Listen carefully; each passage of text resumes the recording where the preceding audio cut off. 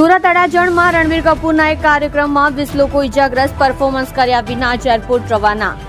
સુરતના અડાજણ ખાતે બોલિવૂડના સુપરસ્ટાર અભિનેતા રણબીર કપૂરનો એક કાર્યક્રમ રાખવામાં આવ્યો હતો. જો કે આ કાર્યક્રમમાં મોટી સંખ્યામાં ભીડ ઉમટી પડી હતી. રણબીર કપૂરને જોવા માટે ધક્કામુક્કી થઈ હતી, જેમાં 20 લોકો ઇજાગ્રસ્ત થયાના સમાચાર સામે આવ્યા છે.